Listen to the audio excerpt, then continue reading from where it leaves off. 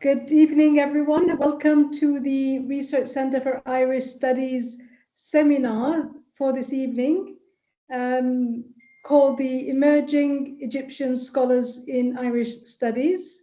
I am Dr. Rania Rafik Khalil. I'm the director of the Research Center for Irish Studies.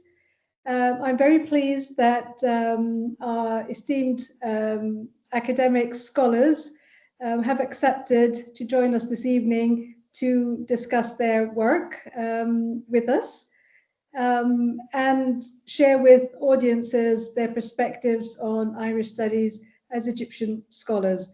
The lead discussant this evening for this seminar is my long-standing colleague, Dr. Zainab El-Mensi.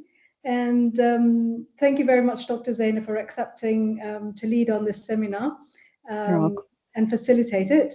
I also would like to thank my colleagues from different national Egyptian universities, Dr. Sarah Madani from Menafee University and Associate Professor Amina Halawani from Alexandria University for accepting this evening's invitation. Dr. Zainab, I leave the floor to you. Hello again, everyone. Thank you, Dr. Rania and the Research Center for Irish Studies, RCIS at the British University, for inviting me to today's seminar, again titled Emerging Egyptian Scholars in Irish Studies. I'd like first to begin by introducing myself. I'm Zainab El-Mensi, lecturer at the British University in Egypt. I obtained my PhD in English Literature from Faculty of Arts and Shams University. My PhD thesis revolved around different Arab and Zionist historiographical and literary representations of 1948 Nakba. I also worked as an adjunct lecturer of English and Comparative Literature at Department of English Language and Literature, Faculty of Arts and Shams University. I was a visiting fellow at Cairo Institute for Liberal Arts and Sciences, SILAS, and I was the colloquium lead during the summer program of the Institute for World Literature, Harvard University. I also participated in reviewing articles submitted to literary journals. Among my research interests are settler colonial studies, Palestinian studies, memoirs, digital humanities, and trauma theory. One of my recently published articles is titled Siyada Asliya Falastiniya in Digital Narratives of Pre-Occupation Podcast and the Instagram page of Subhi, Sbeh JPG, published in Cairo Studies in English, 2024. RCIS was inaugurated in 2021. Since its inception, it has built a reputation as a center of excellence in interdisciplinary research, grounded in partnerships and collaborations at both the national and international levels. It plays an active role in bridging the gap between Egyptian scholars and international ones, creating a vast network of professionals interested in Irish studies. RCIS hosted different talks and research seminars, or all are found on the center's YouTube channel. Today's seminar is the first in a series of seminars promoting Egyptian scholars and future collaboration. Today's speakers are Dr. Sara Osama, myself, and Dr. Amina Al-Halawani. I invite everyone to participate with comments and questions by sending them through to the chat box, please. And we're keeping questions and comments until the end of all the presentations. We'll begin with Dr. Sara Osama. She is a lecturer in English literature. She holds a BA in English language and literature, an MA in American literature, precisely poetry, and a PhD in Irish literature poetry as well.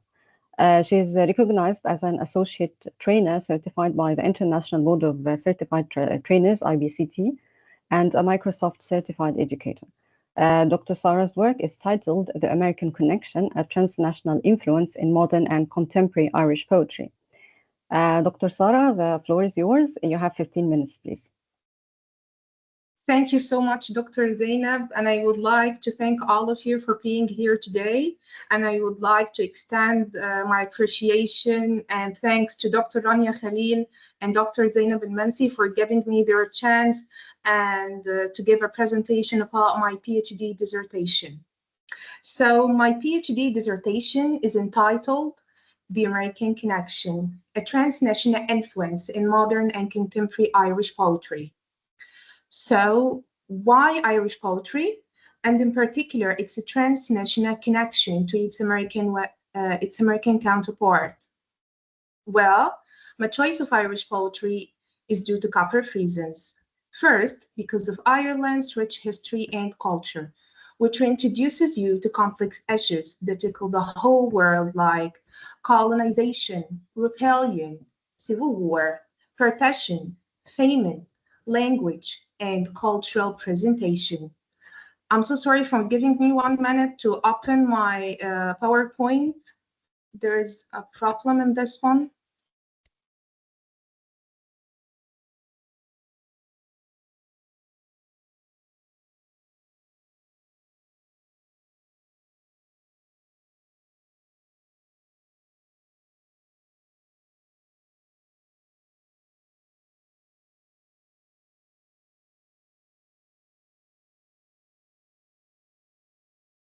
So can you see my PowerPoint, please? No. We can No. see your files. No.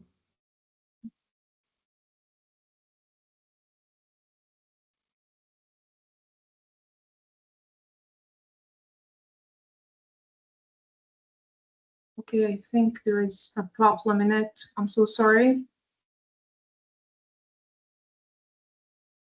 Can you see it now? It's available for all. You're sharing with us your screen, I think, which is showing us the files. I think you need to share window and then choose the PowerPoint. Okay, I'm sorry for this. That's okay.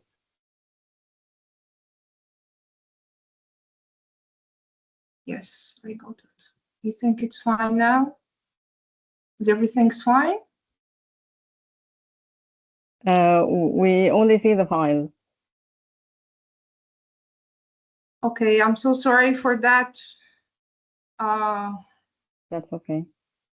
Okay, I'm going to continue my presentation. I'm so sorry for this. So sorry, Sarah. Hi.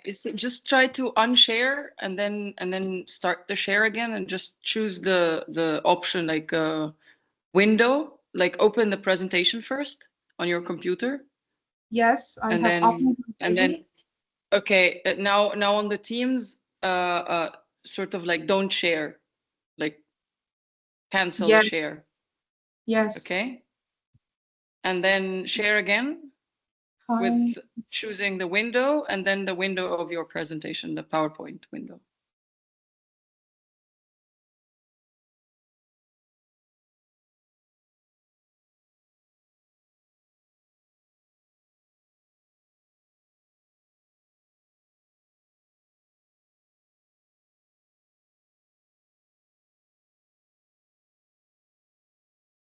So it's available for you or still not available? It's not available. No. You didn't stop sharing. Sarah, I'll tell you something, and maybe Dr. Zainab can let me know if she's okay with this. Would you like to very quickly email it out to Dr. Zainab, and maybe she can share it from her end, or or send it to me, and I will try and share it from my end. How's that? Okay. Yes. Sarah, send it to me and Amina and Zainab. واللي يعرف من عندنا and whoever is able to share it properly, we'll do that to help you. Okay. Okay. I'm sorry for being late. Sarah, you know what? Don't worry about it. This is a friendly seminar, and you're in a safe space, so it doesn't matter. Thank you so much. Thank you so much, Dr. Rania. Thank you.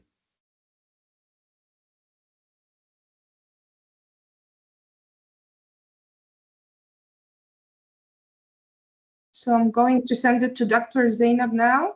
And Amina, just in case, so we have a backup. All right, so whoever's able to share it will do so, okay?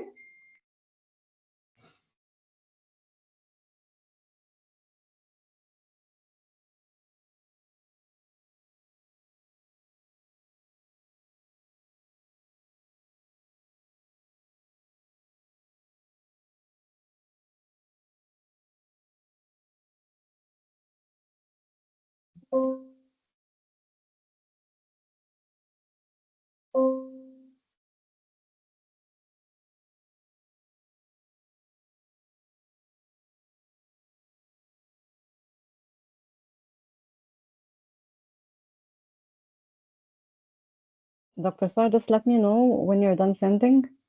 I have sent it to you, Dr. Zainab, on WhatsApp because I have problems in my email. I'm so sorry for that. I was Is that just checking my okay? email. That's all right. I'll get it from WhatsApp now. I really don't know why I cannot share it. It's all right. It's all right. Dr. Rania, can you stop the sharing on your side? Stop Sarah's sharing her screen. Okay. I'm not sharing anything now. I'm stop sharing. I'm going to click share. We can actually see your screen, so it hasn't stopped sharing. So Sarah, I'll tell you something. Leave the meeting and come back again. I'm going to leave it. I'm so sorry. I will be back.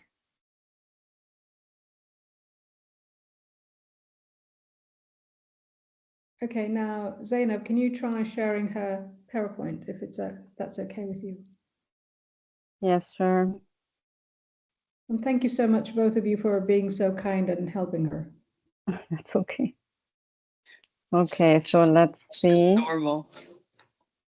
There's no meeting that ever happens without teams doing a fit or another. So it's Okay, I'll try sharing from my end.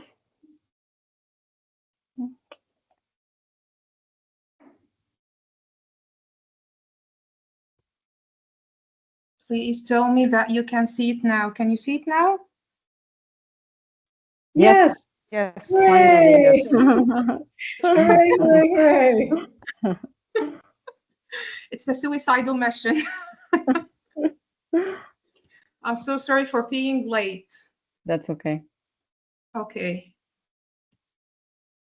So good evening, ladies and gentlemen. I will begin again. I'm so sorry for that. Good evening, ladies and gentlemen. I'm here today to give a presentation about my PhD dissertation, The American Connection, a transnational influence in modern and contemporary Irish poetry. So why I choose Irish poetry, and in particular, its a transnational connection to its American counterpart. Well, my choice of Irish poetry is due to a couple of reasons.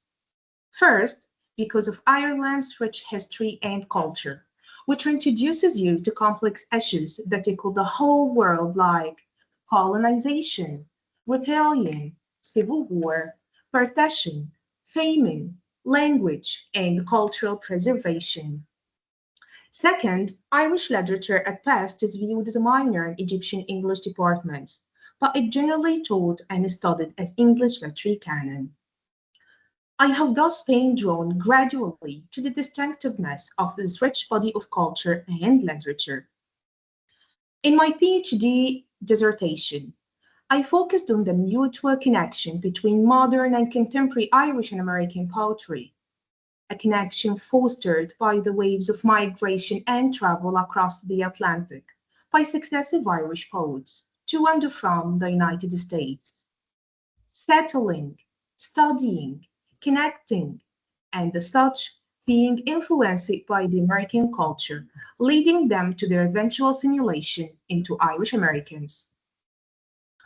I trace this transatlantic influence with the backdrop of transnationalism as a critical theory. Irish poets from Yeats and onwards have produced a body of work that both adapt and former craft and diverse in subject matter. They have grown and multiplied with time, often sharing similar interests, and occasionally going their separate ways. But they all seem to remain loyal, with varying degrees, to their Irish literary and cultural heritage as means of preserving their identity. Yet, despite their common Irishness, Irish poets both North and South have reacted to a large degree north shift from the body of American poetry in the 20th and early 21st centuries. This transatlantic influence on the part of American poets on their Irish counterparts is embedded in transnationalism as a people critical and cultural theory, a theory that investigates issues of self, identity, nation, nationality, borders and border crossings, and which engages itself with other related theories like globalization, cosmopolitanism, and universalism. Identities, it's noted, are in constant movement and are never completed or finished.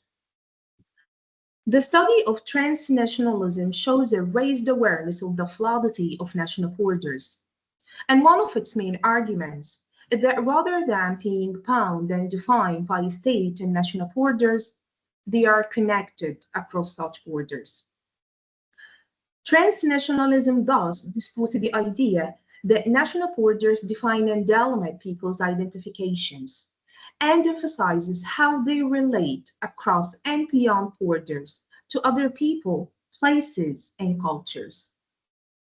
Transnational or transatlantic in the case of Irish poetry, therefore, are terms that can be deceptively simple, but on the other hand, potentially confusing.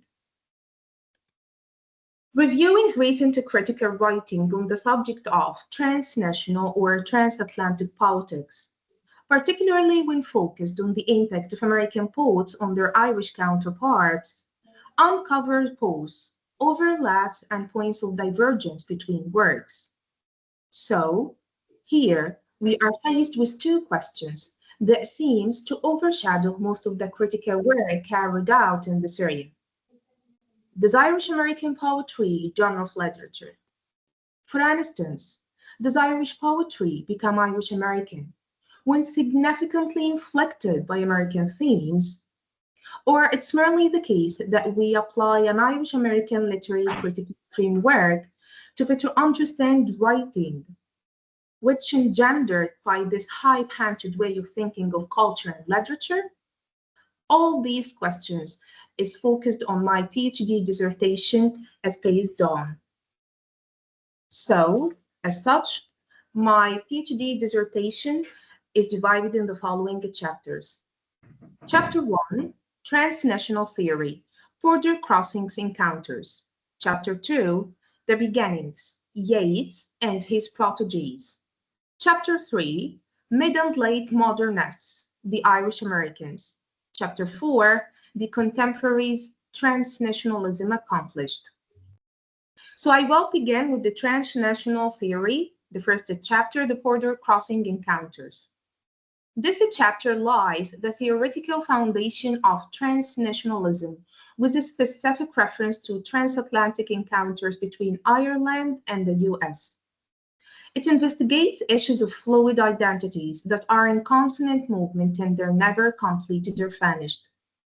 It also theoretical frameworks such as globalization and transmigrants will be shown to have similar views. Chapter 2, The Beginnings, Yeats and His Proteges.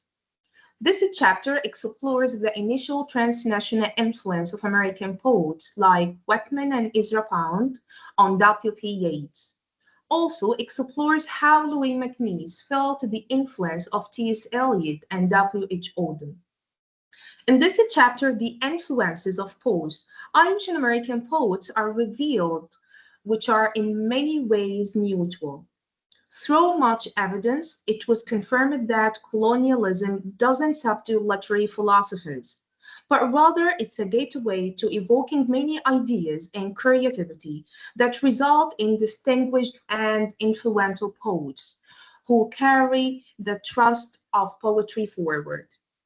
This is what Walt Whitman has proven and confirmed by his influence on many poets, including Yeats. Also, the influence here was not governed by seniority or age, as revealed in the influence of Ezra Pound on Yeats. Finally, the belief in common concepts and themes and cooperating to create a new poetic style was reflecting in MacNeice's relationship with Auden and T.S. Eliot. Worthy to note, the American influence on their Irish counterparts didn't end at this generation, but rather it was the starting point for many Irish poets to come, who were influenced by American poets. The third chapter, Mid and Late Modernists, the Irish Americans. In this chapter, the poets will be divided into two phases. The first phase is the modernists, who are a new generation of Irish poets in the mid-20th century, revealing a more prominent influence of American poets on their oath. Century revealing a more prominent, so can you hear me, please? I'm sorry.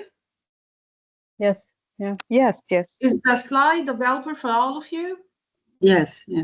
Yes. Thank you. Okay. So the first phase is Yes, the it's all clear. modernists, who are a new generation of Irish poets in the mid-20th century, revealing a more prominent influence of American poets on their oath to get rid of the dominance of the Yeastian shadow. These mid-modernists are Austin Clarke, Patrick Fallon, Dennis Devlin, and Patrick Kavanagh. The second phase is late century modernists, which investigates the establishment of a fresh phase for Irish poetry in the second half of the 20th century. It explores how John Montague and Thomas Kinsella were influenced by the confessional poet Sylvia Plath and Robert Lowell. Finally, the contemporaries transnationalism accomplished. This concluding chapter explores the consummate transnational aspect of Irish poetry and how it is now easier for Irish poets to take American influence as the natural feature of their verse. With the development of social media and the ease of travel to America, contemporary poets were able to be deeper influenced by American society and literature than their predecessors. This transatlantic influence reflected positively on their poetic skills and social life. Contemporary Irish poetry was, thus, born through the fusion of transatlantic influences with Irish culture. This chapter focused on the three prominent contemporary poets of this phase, namely Seamus Heaney, Ivan Poland, and Paul Muldoon, who were all influenced by Sylvia Plath. Finally, this dissertation has dealt with the concept of transnationalism from a socio-political perspective, highlighting its impact on the American connection that Irish poets have pursued throughout the ages. Emphasis was also placed on its dimensions and multifaceted relations, and the need for cooperation to ensure the development of effective integration policies and practices. For integration is meant to establish a strong and secure transnational and local relationships between the mother country and the host country. Throughout the dissertation chapters, the influence of American poets on their Irish counterparts had been presented by examining the similarities and differences in their poetry. The aim was to eliminate their powerful transatlantic dynamics. The profiliation of American poetic influence on Irish poets had been shown through three different eras, namely on the pioneers, the mid and late modernists, and the contemporaries. In each era of these Irish poets, themes and styles connected and combined the cultures of two different countries. These overlapped similarities and differences resulted in the emergence of a new poetic movement, characterized by the development and boldness of poetic compositions, which is Irish American poetry. It's a limitless avenue that has multiple webs of potential research. Finally, the Irish American poetic influence is undeniable. This dual influence has proven the strengths of Irish American studies, and it deserves to be highlighted more extensively. Certainly, these studies still carry many hidden influences that can be explored in further research. This dissertation is hopefully a precursor to more detailed research that seeks to find new relations between American and Irish poetry and their developments in the forthcoming years. Thank you so much for giving me the chance to share my presentation with all of you. Thank you. Thank you so much, Dr. Sarah, for this rich presentation. I'm sure audience have many questions, so please send your questions to the chat box, and we're having a Q&A by the end of the presentations. Okay, so this is my turn. So my presentation today is titled on non-permeable boundaries, border-scape reading of McCain's Apeirogon. It's published in Journal of Dr. Zainab, can I, sorry to interrupt you, can you stop sharing your screen with Sarah's PowerPoint? No, this is Sarah. Sarah, can you stop sharing the screen, please? I already stopped it. I will leave and come back again. Okay, that's okay. Thank you. Okay, No, so Dr. sorry, Dr. Rania, you're saying something? Okay. So my presentation is titled on non-permeable boundaries, borderscape reading of McCain's Apeirogon. It was published in Journal of Borderland Studies, December 2024. So let me share the screen.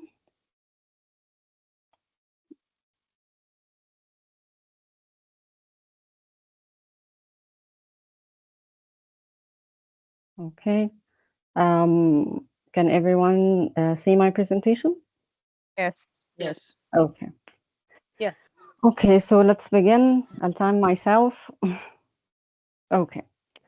So McCain's Apeirogon takes inspiration from the real life story of these two fathers, Bassam Aramin, he's Palestinian, and Jewish Israeli Rami Al-Hanan.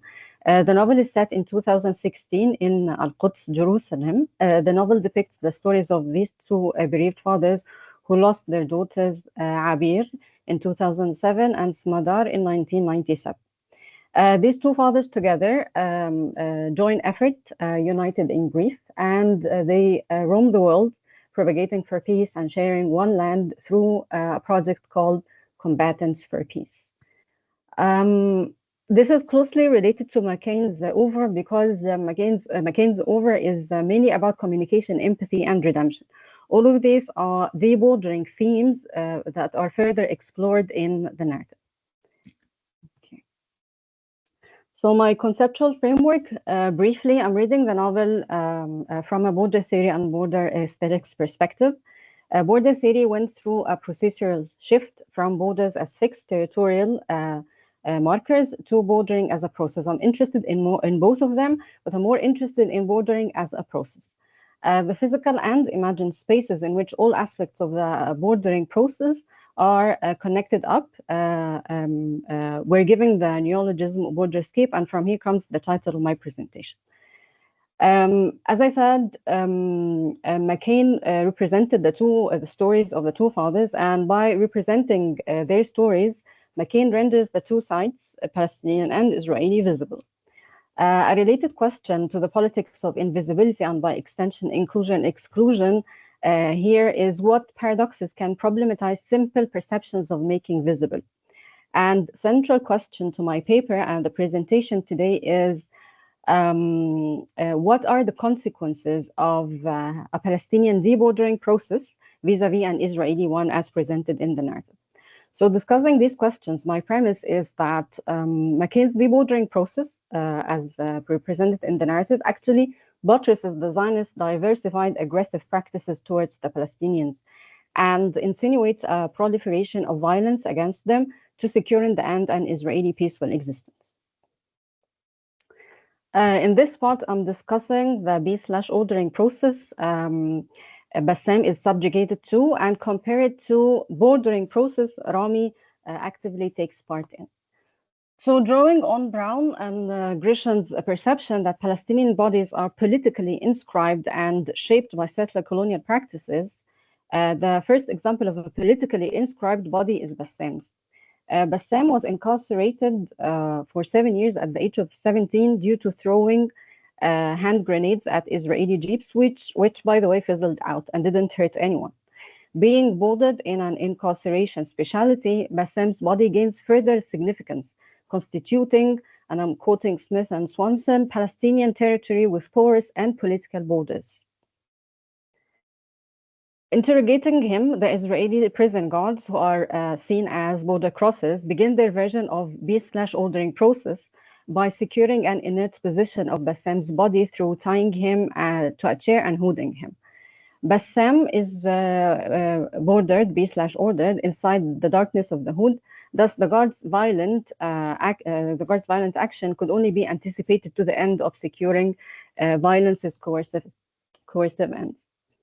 Then Bassem is subjugated to excruciating body pains, manifesting the permitted quote-unquote amount of torture necessary for the coercive ordering process he's subjected to. This is a quote from the narrative. Bassem was lifted up from the chair with a rope tied around his neck. They, here refers to the guards, looped the rope over a steam pipe and stretched him in the air.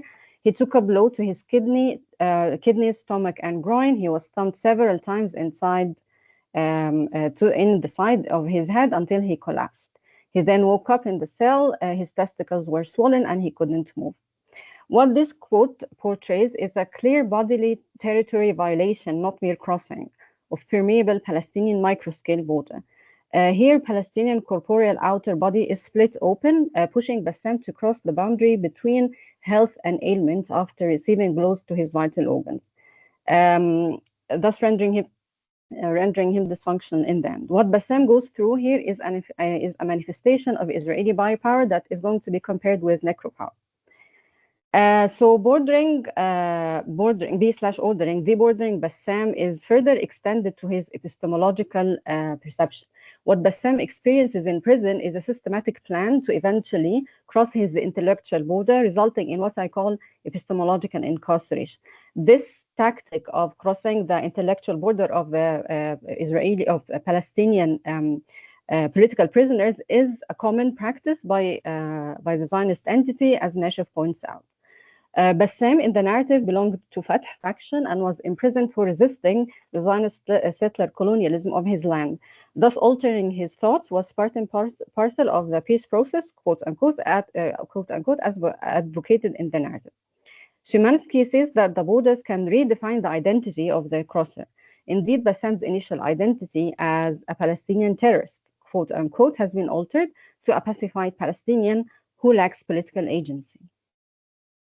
After undergoing different forms of violent B/ordering bordering processes, Bassem speaks of the peace he had learned in prison. And he gets out of prison to collaborate in initiate or co-founding combatants for peace with some Israeli citizens, or settlers rather than citizens. Okay. The second part of this point is of the B/ordering process is Rami. Rami is an active border crosser, engages in debordering and bordering processes. In this part, I'm interested in borders as a fixed entity. Here, this border, by the way, it's in Beit Jala, which Rami crosses. Here, it's a clear physical delineator between us, the Israelis, and them, the Palestinians, in the narrative, and order, chaos, respectively. Rami roams freely the streets of Jerusalem on his motorcycle, and he's stopped by this border sign.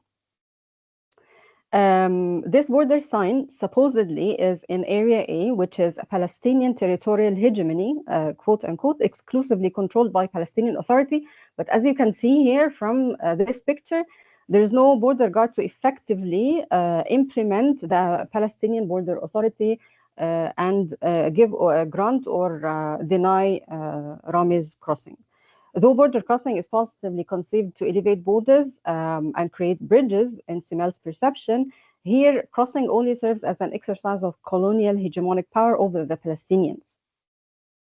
Rami's imposed Jewish-Israeli violation, though represented in the narrative as an Israeli act of bravery, actually hinders any chance of establishing peaceful debordering process, as I will explain.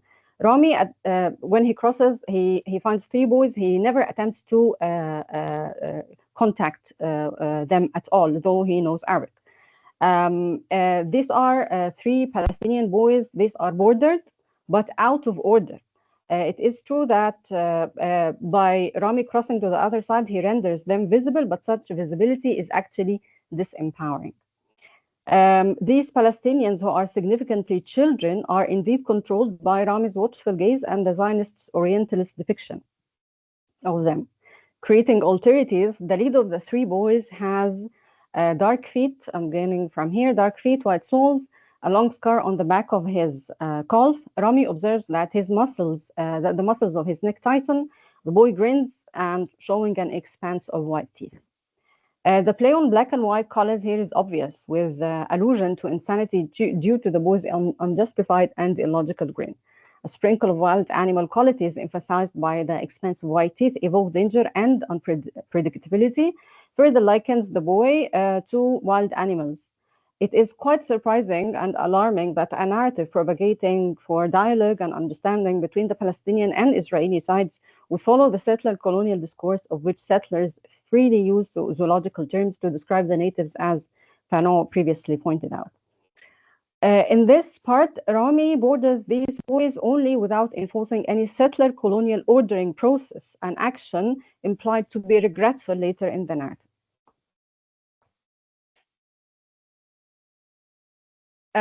The second example of a politically inscribed body, a Palestinian body, is Abir's body. The Israeli violent and enforced debordering of the micro and macro scale Palestinian bodily and topographical borders is amalgamating in her killing. An Israeli jeep with its border guards leisurely decide to wreak havoc inside a Palestinian enclave, Anata town, and purposely shoot the 10-year-old innocent Abir Aramin in a manifestation of Israeli necro power, compared to, if you remember, Bassam's subjugation to biopower. Problematizing the conceptualization of a border, Szymanski contends that the border may take up the role of an active agent in those cases that it represents human institutions as the state. Here, the representative of the state is the border guard here. He's given in the narrative YA, nationals only, and also YA, as I said. And so he, as a representative of the colonial border, and his rubber bullet are active agents. He shoots a bullet which traveled 15 meters through the air before it smashes into the back of Abir's head, crushing the bones in her skull. Borders in the Palestinian contextuality are fatal. In addition to the border guard and his bullet, the checkpoint and the Israeli army are also fatal, because they hinder Abir crossing to the other side beyond the separation wall to go to the Hadassah hospital and assumed safe territory. Hadassah hospital is problematic as well. It is a segregated border specialty for doctors who extended the debordering process after Abir's definite death. The first doctor talked about harvesting her organs, of creating life from life, her liver, her kidney, her heart, and he mentioned also taking her eyes. In this part, a necro power is carried out for the prosperity of the settler Jewish colonizer. Coming to this part, I'm speaking about subverting and challenging the settler colonial necro power ordering and debordering process. Some Palestinians redraw the meaning of death. These Palestinians are three young men, different from the young children of Beit Jala, but resemblance throughout the narrative is uncanny. Bashar Sawalha, Yusuf Sholi, and Tawfiq Yassin from the Palestinian village Asir al-Shamali. They decide to be active border crossers from life to death, from invisibility to visibility, and in so doing, they render the Israeli borders permeable like the Palestinian ones. Bashar, Yusuf, and Tawfiq decide to deterritorialize themselves by what the narrative denotes suicide bombing, a less ideologically laden term than suicide terrorism. However, this empowers the term and the Palestinians' action. Ascribing the three Palestinian young men's action to suicide bombing is epistemologically inaccurate. The proper term is istishhad, which could be translated to voluntary martyrdom. Politically, martyrdom involves using one's death as a defense of one's homeland. Istishhad is derived from the word, the Arabic word shahada, related to the act of witnessing some kind of injustice typical to the Palestinian quotidian experience. Further to the narrative's denial of Palestinians' political agency, it attributes istishhad to suicide, which depoliticizes the action. Skip to the following point, running out of time. This voluntary martyrdom mission is a multi-layered deterritorializing debordering process, which is particularly alarming to the Israeli sovereignty and the narrative. The three Palestinian young men's mission exposed the precariousness of the colonial sovereignty borders facing such rudimentary technology of killing and bearing witness to the emblematic waning hegemony and control of the state. They transformed their bodies to, by this action, they made their bodies, they enabled their bodies by transforming them to weapons. These active Palestinian border crossers simultaneously deborder the de facto colonial state, the colonizers' bodily boundaries represented in smadars, and their own bodily boundaries. Though McCain's narrative does not represent a dichotomous relationship between the Palestinians and the Israelis, it justifies the killing of out-of-order, dangerous Palestinians for the safety of Smadar and her likes. McCain's discursive strategies of invisibility or visibility running throughout the narrative is glaringly suggestive of the use of biopower and necropower. In the narrative, it's not only death. Death is heavily scaled. Smadar's body is elevated to the level of Israeli soldiers whose bodies are given more care to ensure the representation of the Jewish state. Smadar's body is left, especially her face, is left perfectly intact. Sorry, Dr. Rania, I'll take just one more minute. Her face is left perfectly intact and her body doesn't seem to be harmed at all, vis-a-vis Abir's body, whose skull is disfigured by the bullet. In such, I see it as a representation of the thriving young Jewish Israeli body protected by its geopolitical colonial borders. To conclude, the suggested bordering, ordering, debordering process propagated for in McCain's Paragon is an attempt to solve a purely Zionist Israeli concern, namely the presence of Palestinians in their land. The suggested solution cannot reach a total inclusion or exclusion of the Palestinians, because this inclusion or exclusion takes place by rendering the Palestinians invisible, visible through disempowering, silencing, and dehumanizing them vis-a-vis the Israelis, who are always empowered or victimized. The Palestinians throughout the narrative are othered to generate fear, which is central to the Zionist Israeli discourse. Which again calls for the annihilation of this danger, i.e. the Palestinians, even if this means the killing of the Palestinians. Palestinians in the narrative are either deservingly debordered or killed. With the absence of Palestinian political agency and even agency over their home, nation, and even their bodies. The bordering, ordering, debordering Israeli process throughout the text is a settler colonial expansion process, which further questions for me McCain's ideology of sympathetic narrative. What the novel leaves to contemplate are two questions in the end. What if the Palestinians have agency over their home, body, and borders, of course, nation? What are the consequences of leaving the Palestinian boys of Vejala bordered yet out of order? Thank you. And sorry again, I took, I think, a couple of minutes.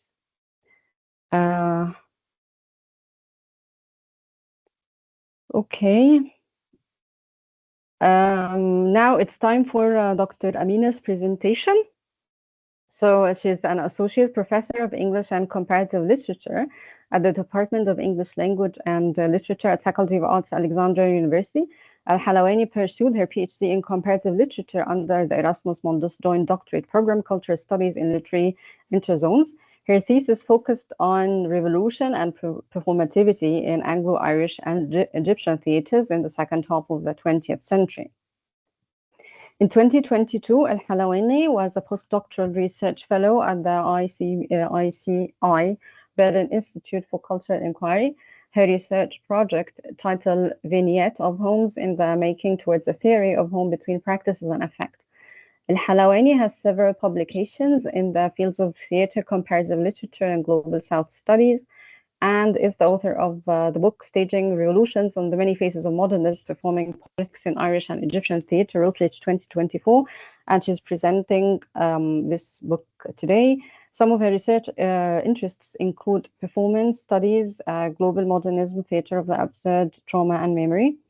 Again, Dr. Amina's presentation is titled Staging Revolutions and the Many Faces of Modernism Performing Politics in Irish and Egyptian Theatre. Dr. Amina, I'm sorry. The floor is yours, and 15 minutes, please. Thank you very, very much, Dr. Zainab, for this introduction. And I would also like to thank Dr. Rania Khalil for putting this together. I'm happy to be speaking today after two very interesting presentations. Thank you for sharing your work with us. I'm going to be sharing my screen, and I hope that it's going to work from the first go. Let's see. So you should be able to see my first slide, right? Yes. Okay, good. So I'm going to be talking about sort of like the book in general, but I will also be focusing on the idea of modernism and sort of how there was like the focus of the book looks at this aesthetic of a transnational modernism, sort of like this transnational modernist theater, right? So transnational modernism theater in Ireland and Egypt in the 20th century will be my focus for today. And I would like to mention that this book is actually the result of many years of work on a PhD dissertation, and then later sort of like it's a revised version, let's say, and sort of like with a lot of additions and changes and so on from that. But it did start in itself as a very transnational project, because I would like to mention that I'm very grateful to my supervisors in different places, in the University of Tübingen in Germany, and Perpignan, and as well a very generous grant from the Erasmus Mundus grant, actually, for me that supported my PhD research and made this research possible. So I'm going to be sometimes reading passages from the book. So sometimes what I'm going to be saying would be actually like passages from the book, and I would like to start with the very first paragraph. So it's titled First Encounters. In 1881, a young Irish woman arrived in Cairo with her husband. She had already read much about Arabi, but in Cairo, she had a chance to meet the Egyptian nationalist, who was actively revolting against Khedive Tawfiq's rule and Western, especially British, intervention. Arabi's story ended sadly with his exile to Ceylon and the bombardment of Alexandria in 1882, after the failure of the Arabi revolt. Yet the flame he lit seemed to have not only inspired his own countrymen, but to have also left an impression on his foreign visitor. This young woman was Lady Augusta Gregory, most famous for her role as a dramatist and folklorist, and most importantly, as a co-founder of the Abbey Theatre with William Butler Yeats. So I just wanted to read this because every time I was presenting about my work, and even like when I started like doing a proposal for the PhD, and everybody asked like, why Ireland? Why Egypt? What's the connection, right? So this anecdote for me is very interesting because of many things, right? First of all, it's like to establish the affinities that were actually happening in the 20th century and the late 19th, early 20th century that really shape our world up to today. And we see how very close the Irish opinion is and the Irish connection is to the Middle East up to today, right? So this is a very sort of like important thing to think about. Like, where is the place of Ireland? I mean, Ireland, yes, maybe very much in the northern part of the map, but where is the place of Ireland? And if we're thinking about it, can we think about sort of like these post-colonial affinities or like affinities that happen between then colonized nations, right? And how they inform history later, and what is the bearing of that when we think about modernism? Is modernism a Western idea? Is it a Western notion? Who is borrowing from who? And the importance of thinking about modernism itself as a transnational movement. So what also seems interesting in this anecdote is, for those who don't know who Lady Gregory is, she's basically one of the most important figures in Irish cultural nationalism, and she is the one who started the whole project of a national theatre with William Butler Yeats, right? And what is interesting is after she returns from that visit in Egypt, she actually writes a letter to the Times. And that's the first sort of like her first published material, which is about a visit, the visit that she had to Arabi's household. And it was an attempt to kind of make him look a little bit better in British media, because all the journalists were portraying him as an ogre. So that's the word that she used, right? She said, like, I want to make him seem less of an ogre, right? And it is said that she's actually the one who saved his neck, which is why he ended up being only exiled and not hanged. So that's one thing to connect them, right? But then the other thing is that she writes something very interesting a few years afterwards. In one of the introductions to a poetry, I think it was diaries of a poet called Wilfred Scowen Blunt, she actually writes that it was on that trip that she got her political education. So we see that, like, there's this woman who comes to Egypt. She's not really involved in much to do with cultural nationalism or the nationalist movement or decolonial efforts and so on. And then after that trip, she starts to really get engaged. Now, on the other part of the Mediterranean, we see influences of Irish writers borrowing from Irish writers happening very often. And I remember there's this one line from Salah Abd Sabur's poetry in which he actually calls on William Butler Yeats, yeah, right? So the verse says, yeah, William Butler Yeats, and then it continues with an address of the rest of his poem, right? So these are sort of like things that help us understand how connections were not just happening later in the 20th century when now today, I mean, when we think about connections, we think about social media, we think about meetings like this, digital meetings and so on. And we think that probably like these connections were not possible in the past in the same way, right? But interestingly enough, there were people in very, very separate places who had similar goals, right, of decolonizing from the British at the time, and who seemed to be exchanging notes, right? So we know, for example, in the beginning of the 20th century, particularly during the visit for the peace conference in 1920 in Paris, that the Egyptian delegation met with the Irish delegation and the Indian delegation in particular, right? To think about how they're going to basically draft their proposals, right? Now, looking at like what I would like to highlight in my book is that I try to look at specific instances of plays that sort of, and I kind of like look at the dialogue that's happening, not necessarily only like this literal dialogue or just anecdotes like Lady Gregory coming to Egypt and so on, but also like these subtle similarities of what was happening on both sides, right?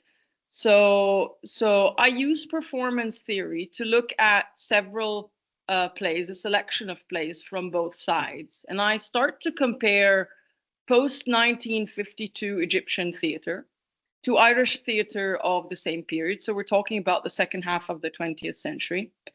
In order to look at patterns of cultural interaction that can be helpful in understanding moments of political change and revolt, right? The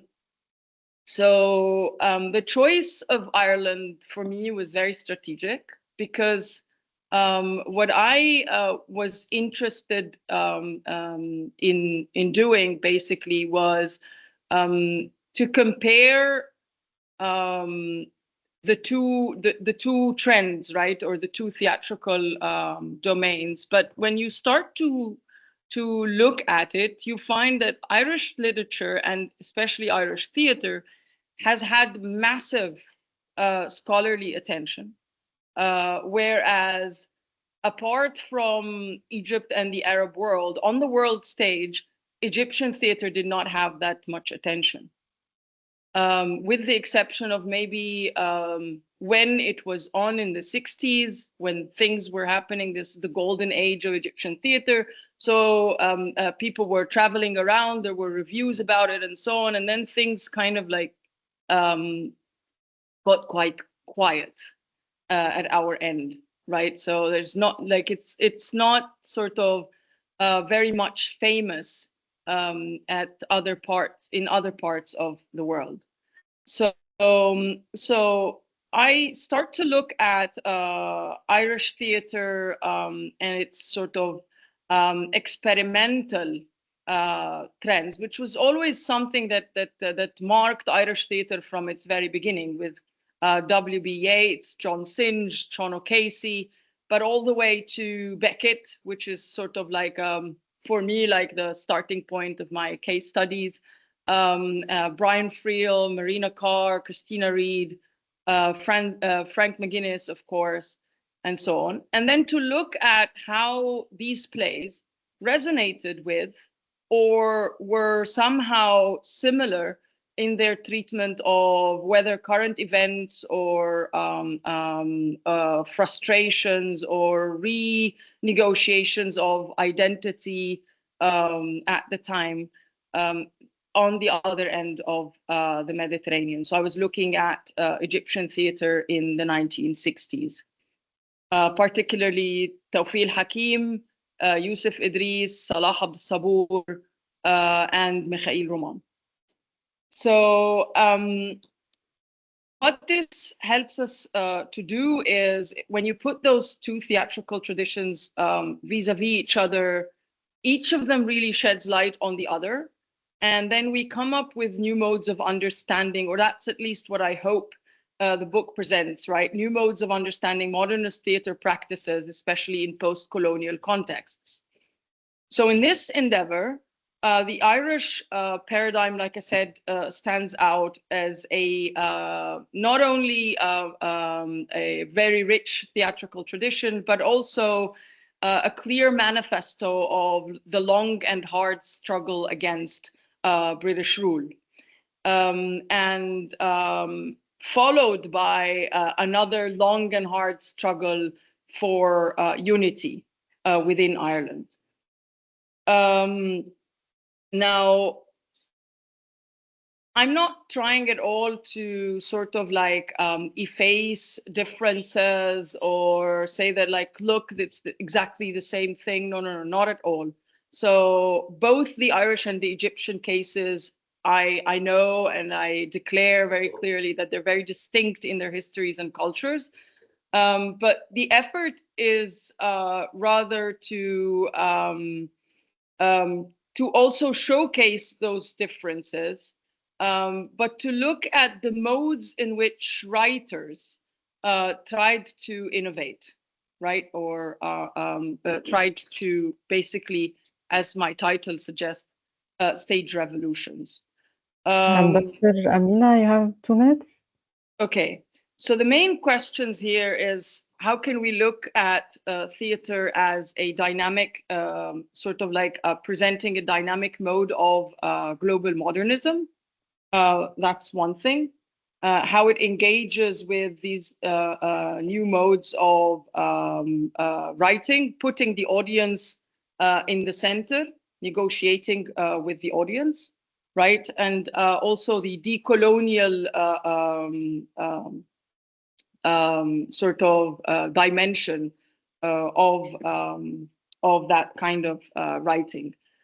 But let me move to the other sort of like part, and that this is a very short. It's just a very short thing that I want to show you.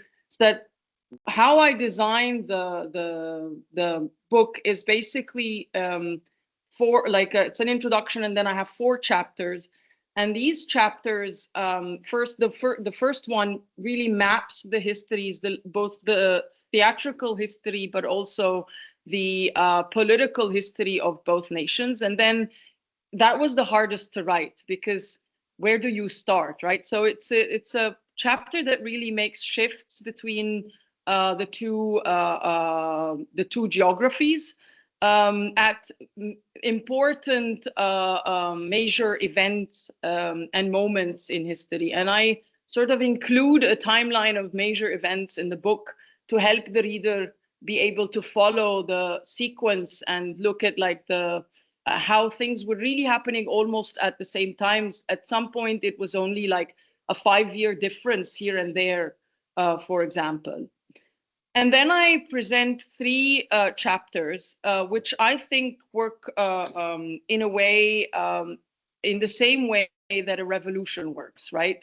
So what I argue is that revolutions really work in wave-like structures, right? So first, people need to have a situation that they reject, and then they start to create a community around that idea of rejection, and then the revolution then can be staged, right? Can happen, can be performed. So these chapters are designed this way. So the first chapter is looks at like the despair, the disillusionment, and it provides a new reading of the absurd theater as more politically oriented. So it sort of like redefines the political dimension of Beckett through my readings of how Egyptian writers actually reacted to reading Beckett and the absurd. And they seem to have found something quite political about it, and not as apolitical as the Europeans have read Beckett in the past. And then I move on with the second chapter to experiments with the audience, for example, comparing Yusuf Idris's Al-Farafir to Brian Friel's Faith Healer and Frank McGuinness's Carthaginians. Faith Healer, for example, is about this man who is the faith healer, right? And he performs acts of faith healing on stage, right, to empty chairs, right? So there's sort of like this element that you are also part of those performances within the play, right? So I look at those experiments at breaking the fourth wall, the Brechtian dimension, and how that works in creating sort of a new mode of theater that is more not just about politics, but is more politically oriented. It's more transformative in nature. And then the last one, I talk about the sort of like the connection between oppression and revolt.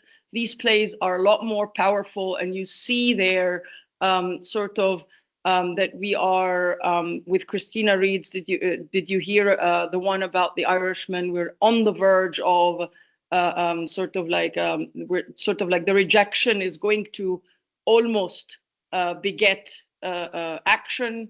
There's sort of an invitation for action in Musafir Leil. There's an invitation for the audience to kind of interfere, to give the narrator advice as to whether he should kill whether he should sort of like stop the conductor from killing the passenger on that train, that night train, or not. And then in Beckett's Catastrophe, we actually have sort of a full revolution on stage where there's this protagonist who sort of like the final moment in the play is that this protagonist, who was for the rest of the play completely passive, not moving, and so on, raises his head in defiance, right? So I really think, like, look at these chapters in this sort of like wave-like structure of rejection, community, and then staging revolutions. And I try to play in how these sort of like, how the reading of Irish drama in conjunction with the Egyptian dramatic pieces can really give us something perhaps more interesting than reading this alone and that alone, in that sense, because you see how the different writers have reacted to either directly each other's works or kind of similar or more or less similar situations to produce their plays in kind of similar fashion, right? So these are the two sort of like main lines that run through my book. This focus on modernism as a transnational movement on the one end, and sort of like, how do we think about theater being political in the sense that it can be transformative, it can be performative, and not just about politics or about events. How can theater be engaged in times of change in different places? So that's more or less like I tried to give you a kind of a brief insight into what I was interested in when I was working on that book. Thank you very much. Thank you so much, Dr. Amina, for such a thought-provoking presentation. I'll open the floor now to discussions and questions. So I'll just read the questions in the chat box in order. I'll begin with a question to Dr. Sarah by Sharif. His question is, why did many Irish people immigrate to the United States rather than England? Okay, Irish poets and citizens immigrated to the US instead of England for several academic reasons. The oppressive political climate in Ireland, coupled with the desire for artistic freedom and the opportunity to engage with a diverse literary community, motivated many to seek a more supportive environment for their creative expression. Additionally, the US offered a chance to escape religious discrimination and to explore new themes in their work, contributing to a rich cultural exchange. On a political oppression, the political environment in Ireland was often repressive, limiting freedom of expression and artistic endeavors. Many poets and writers sought refuge in the US to escape censorship and political persecution. On the artistic freedom, the US was perceived as a land where artistic expression was celebrated. Irish poets found the opportunity to explore new themes and styles without the contrast imposed by the British literary establishment. And on the cultural exchange, immigrating to the US allowed Irish poets to engage with a diverse array of cultural influences. This interaction enriched their work and provided new perspectives that were less accessible in England. Finally, in literary community, the presence of a vibrant Irish American literary community offered support and collaboration opportunities. This network was crucial for poets seeking to establish their voices in a new environment. Thank you.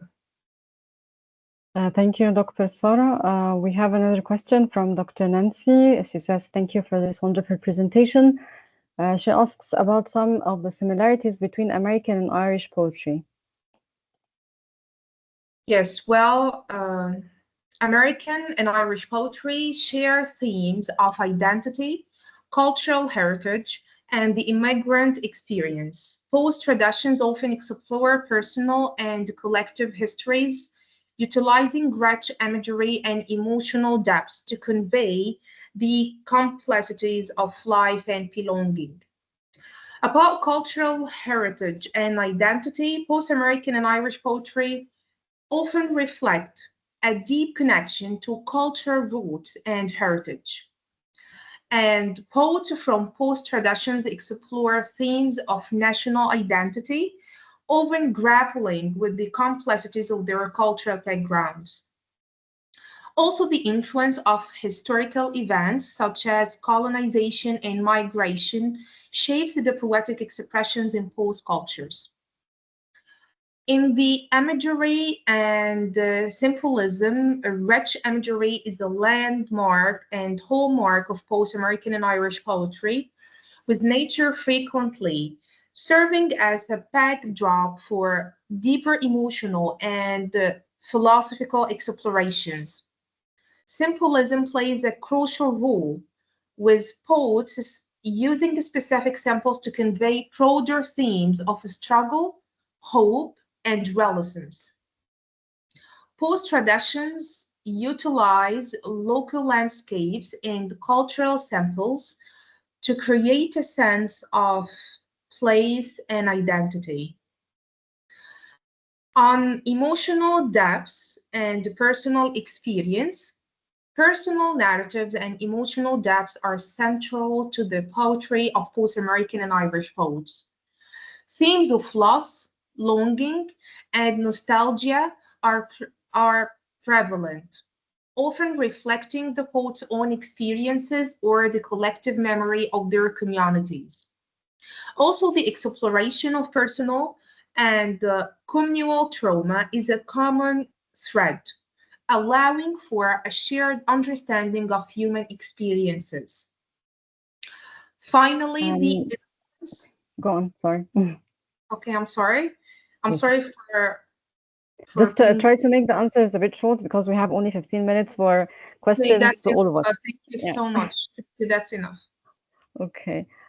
We have another question for you from Nahid.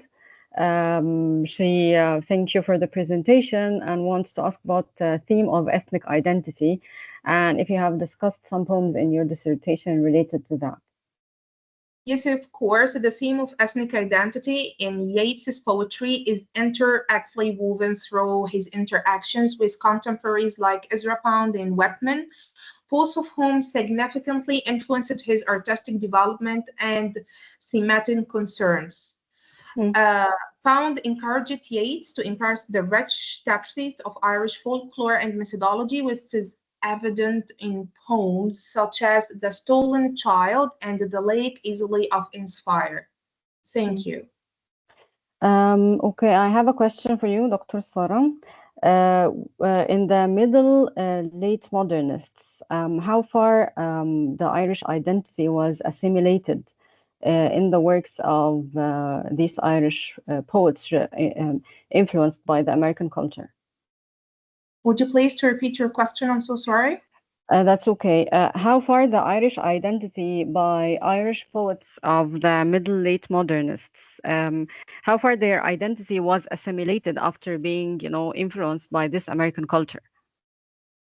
Yes, they will attach it to their citizenship, to their homeland, but they were also influenced by the American poets and the American society, but they still attach it. They never changed their identity, but they have influenced also the Americans about their traditions, customs, their thoughts, and this is a wonderful, and this were a wonderful influencing between the American and Irish poets. Thank you so much, Dr. Sara. The following question is for me by Alia. The making visible you mentioned is very interesting and fits the concept of borders and structure and also terms. Thank you. Ordered border terms ordered and bordered. Thank you, Alia. There is a clear manifestation of what is happening of violations in Palestinian-Israeli context. Her question is: the state of precarity belongs to whom in the context? I meant the Palestinians. It's only when the Istishhad mission was carried out in the Israeli specialty that the precarity moved, but initially it is an everyday experience of the Palestinian context. To whom? To those who structure them, or those who fall under structuring the system, or those who fall under the structure, the systematic structure of the bordering process. Another question from Dr. Nancy. Thank you, Dr. Zainab, for very informative and enlightening presentation. Thank you so much. Sarah Madani. Thank you, Dr. Sarah. Your question is, what ethical considerations arise from the portrayal of violence and suffering in Paragon? It's a very interesting question. And for me, it's really problematic, and it's irritating, because the way McCain put it, usually, as I said, McCain cares about empathy and understanding and seeing the other. So when he's presenting the Palestinians and the Israelis on equal footage, and this is how he has been writing his narrative, I think it's unfair for the Palestinians. It even gives more credit to the Israelis. It lets the Israelis in the narrative escape with the atrocities that they have done to the Palestinians. So it's irritating, to be honest, to see that the colonizer and colonized are represented on equal footage throughout the narrative. Okay, a question from Dr. Amal. Thank you, Dr. Amal, for attending, and you're welcome. Did McCain's belief, this is her question, did McCain's belief in the democracy of storytelling the reason why he depicted the Palestinian case? Yes, this was actually one of his main aims, and I think this is a theme dominating his work. But my problem is his themes do not fit the Palestinian contextuality at all. Like in a case of the Palestinian, a clear settler colonial situation, democracy has no place. Democracy starts when the colonizer leaves the country and the colonized get to have their own nation. In a way, the rest of the question, advocate the coexistence between Israelis and Palestinians. He advocates of course, the coexistence between them, but on the conditions of the Israelis after the Palestinians are ordered. And whoever refuses to be ordered deserves to die. So this is the end result of this is the message behind his irritating work. Okay, Dr. Nancy thanks Dr. Amina for this insightful presentation. Okay, Aya says, thank you, doctors, for such interesting presentation. My question is to Dr. Amina. What could be some of the most starking differences between the two theaters in the response to modernist and socio-political changes, and the challenges added to especially resisting colonial and Western ideologies propagated back then? Thank you very much, Zainab, and thanks, Aya, for the question. Thanks for everybody for listening up. But I mean, this is a very long question to answer. But I'll give you like a few brief remarks, and then we can discuss that. We can also email about that. But I think what was interesting to notice for me was how, for example, the Irish seem to veer quicker probably towards bringing in the audience, towards breaking the fourth wall, doing away with, or not completely doing away with realist theater, but also like moving into new modes of writing that were not relying anymore on like naturalism and realism, but rather like these more unidentified places. For example, with Beckett, especially that like Ireland was was probably hit a lot more with the World War than Egypt. I mean, yes, we had a kind of similar situation in which sort of like people were still enlisted with the British Army at some point, but it was not as immediate as with the Irish, as well as with the division, right? In sort of alliances between some of the Irish or the minority supporting the British, right? There was a minority that supported the British, and sort of they also participated in the war and so on. So there was this added factor. And then there was also the factor of religion that played in quite heavily. That was not necessarily something that was of sort of like of that much importance as an issue to be discussed in the theater in Egypt. It was more sort of like more politically oriented, I would say, and sort of like that part of religion and the religious discourse that is associated within these plays for the Irish side were a lot more prominent. I'm not saying that it was not existent in Egypt. It was, but it was not as high on the list of priorities for the theater in that sense, or for theater writers in that sense.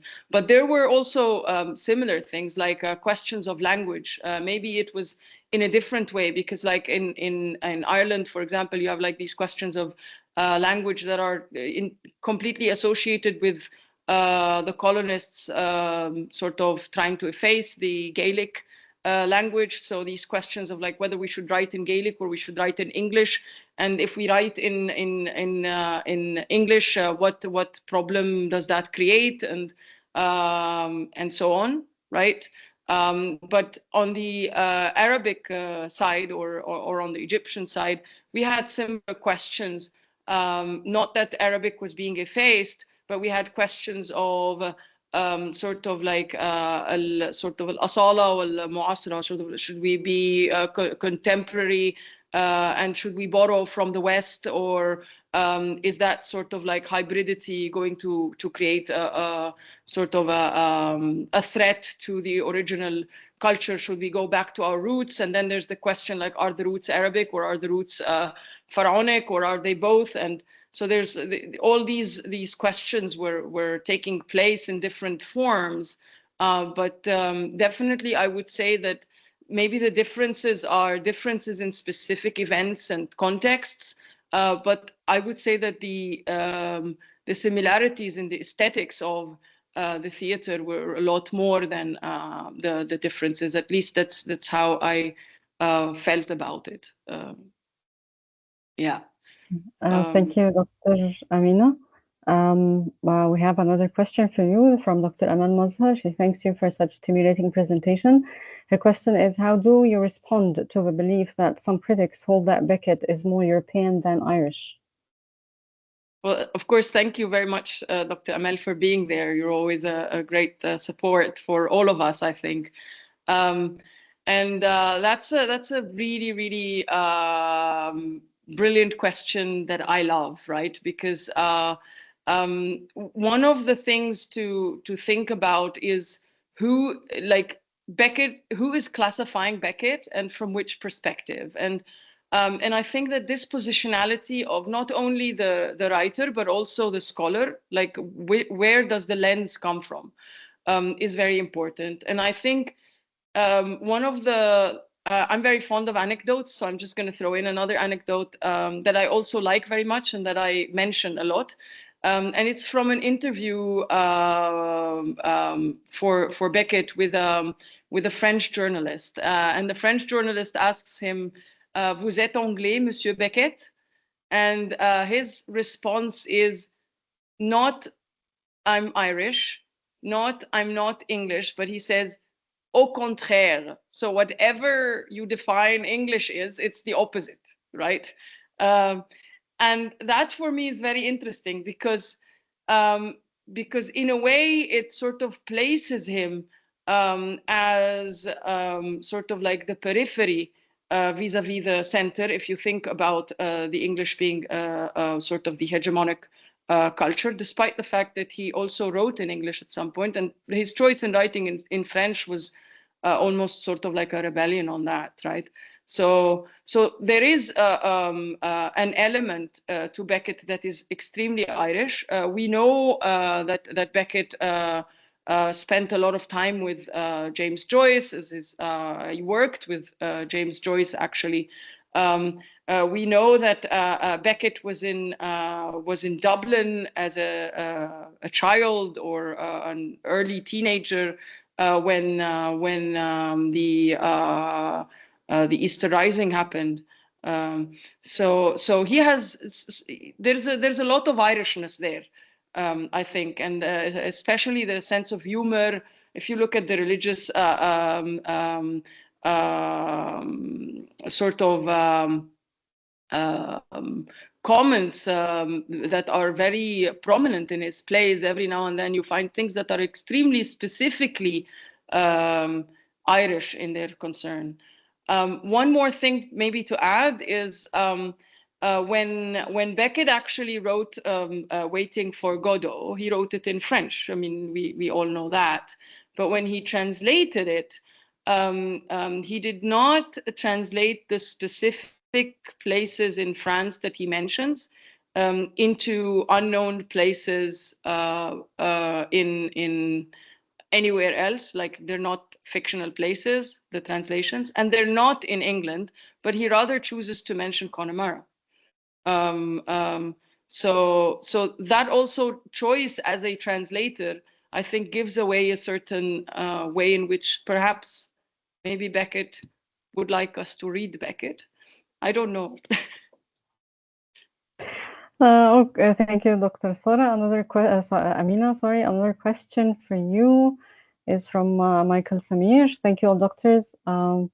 It's such an honor to be among such great intellectuals. Thank you, Michael. My question is for Dr. Amina. Why did you choose to write on plays, particularly not novels or poems? For instance, especially that poems as a type of literature allows for common emotion, which is central for a starting revolution. Thank you very much for that question, Michael. And I'm happy that, like, although I was speaking very briefly and very quickly, that you got the gist that I'm interested in this sense of affect that these plays produce, right? But for me, I think the difference between the theater and poetry as we know it today, because poetry used to be performative in the past. I mean, and it's regaining its sort of popular performative aspect nowadays with all the poetry slams and these performance poetry events and so on. But that's the power of theater, right? It's the gathering of people in one place to experience the same thing and to respond to it collectively, right? And as I mentioned, like when I mentioned that, like, I think about revolution taking place in 3 phases, right? So the first phase is that you're upset about something, and then the second phase is very important for theater, that is community. And that for me is what happens in the theater during the performance, is community. That's what really takes place, right? These people are going through the same performative event and they are being moved by the same thing, So it's more likely to spread sort of that sort of affective sentiment in that sense. The other thing is the immediacy of that presence on the stage, right? We call it the, or Erika Fischer-Licht calls it the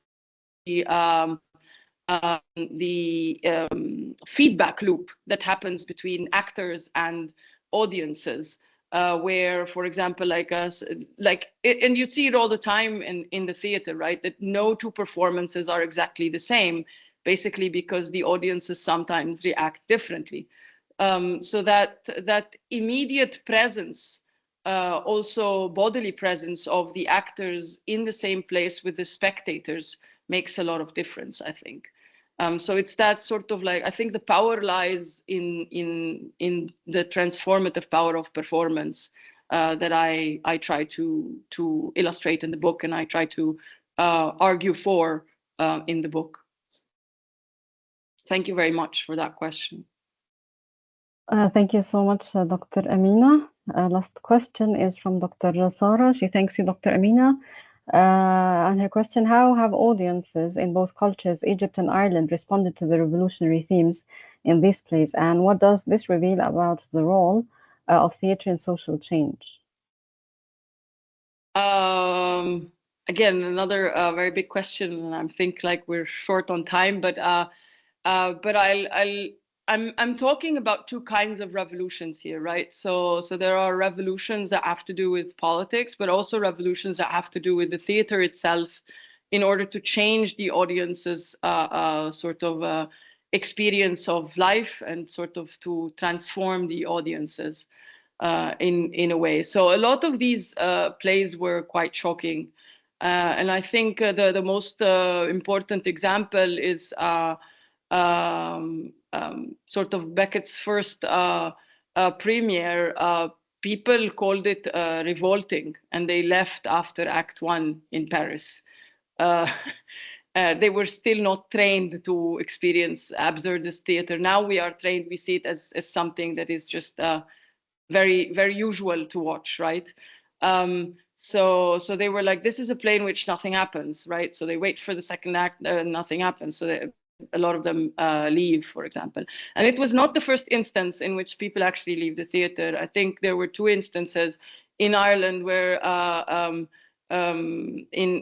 with Synge's Playboy of the Western World, the play was interrupted, and the audiences revolted against the play, and they wouldn't let it go on. There was another instance with O'Casey's, I think it was the,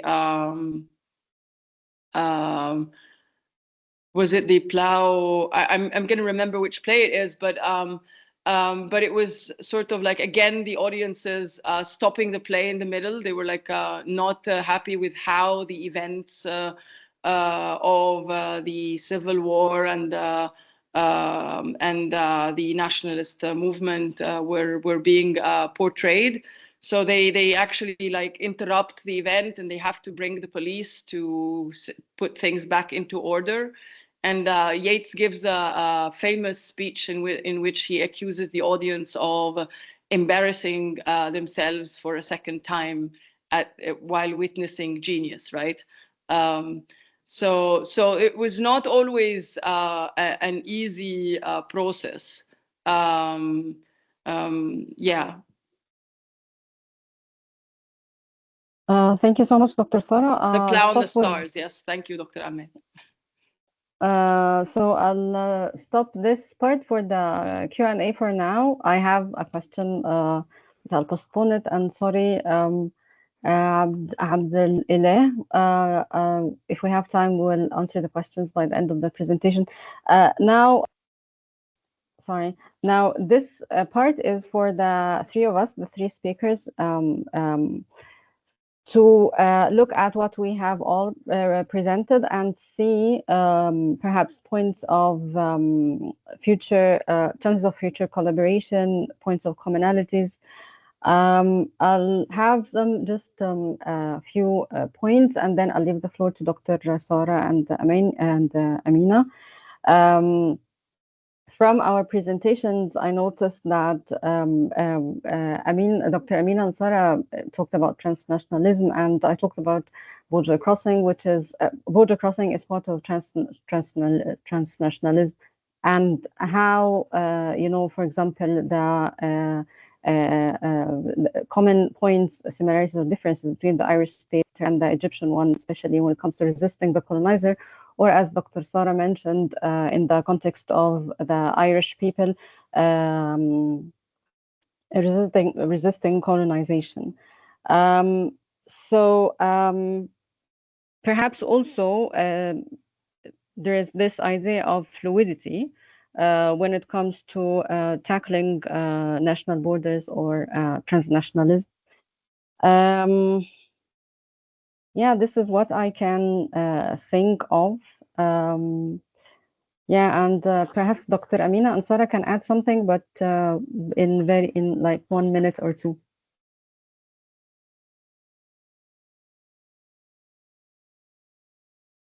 Okay, should I go very quickly or? Yes, please do. Okay, so so I was just very quickly I was just interested in how, like you said, like we all mentioned transnationalism in different ways, and how actually like there's this sort of common interest in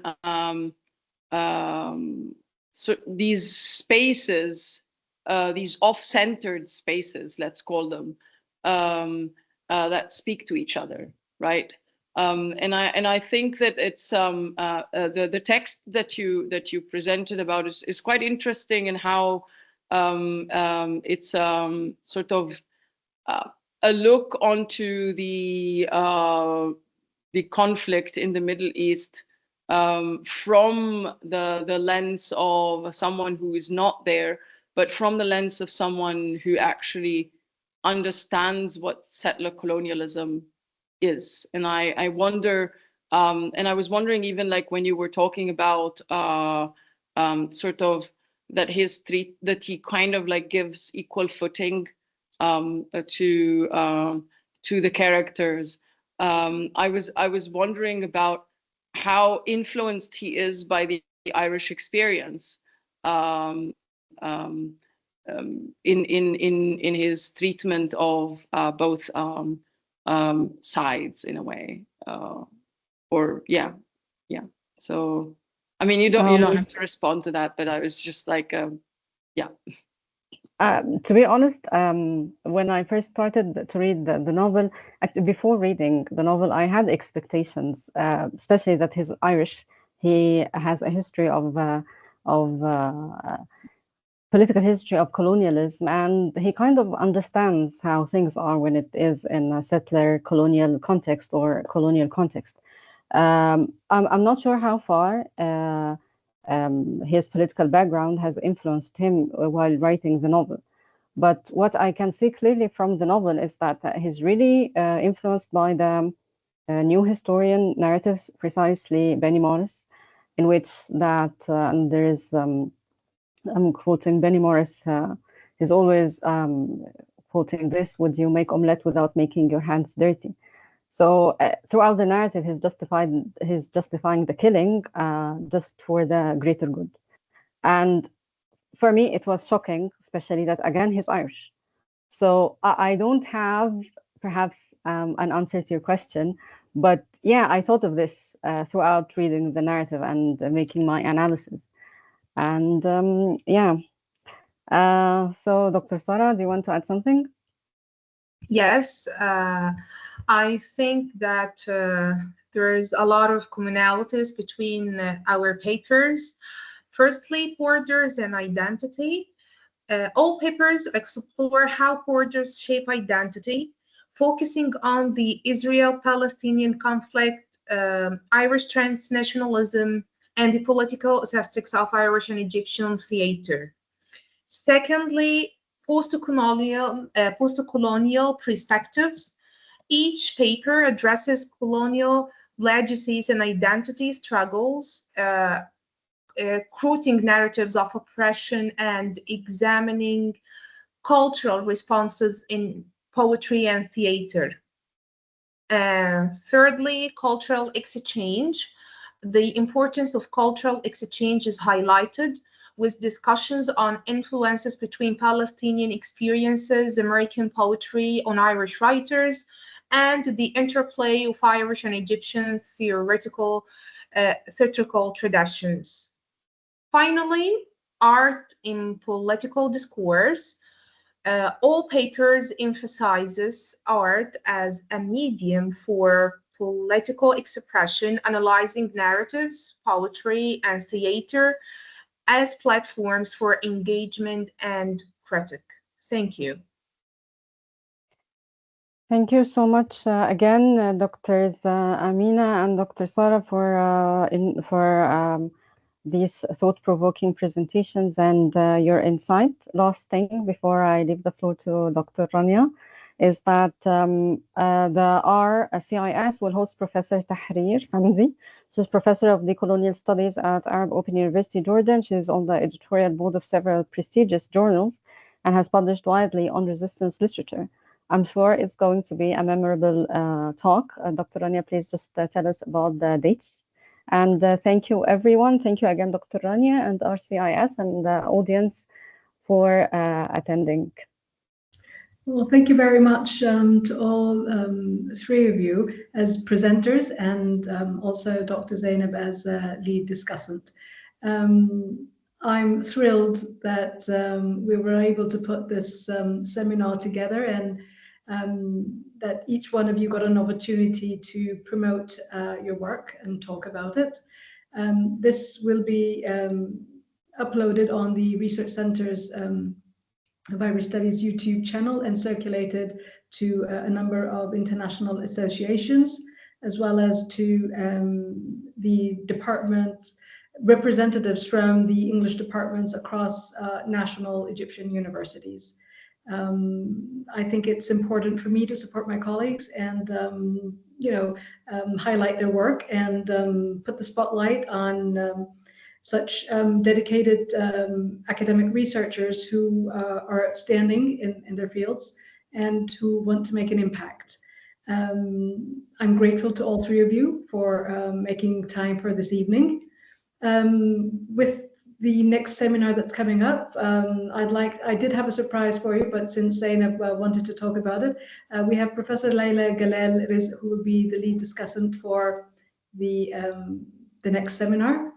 Professor Tahrir Hamdi, as Zainab shared, and it is scheduled for the 17th of May, I think. I can send an email out or put it on the Research Center's Facebook page to announce the dates, and we'll send out a flyer as well for participants who want to either pitch in the discussion or just attend.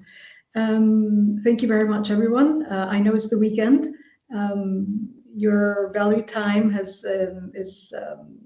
genuinely appreciated, and I wish you all the best. And I look forward to more collaborations. I will end this seminar with an invitation to say, if you're interested, your esteemed selves, the three presenters and attendees as well, if you would like to be complimentary members of the Research Center for Irish Studies, please email me a profile photo that you like, a small synopsis about your work, a link to your institution, and I will add you as members of the Research Center for Irish Studies.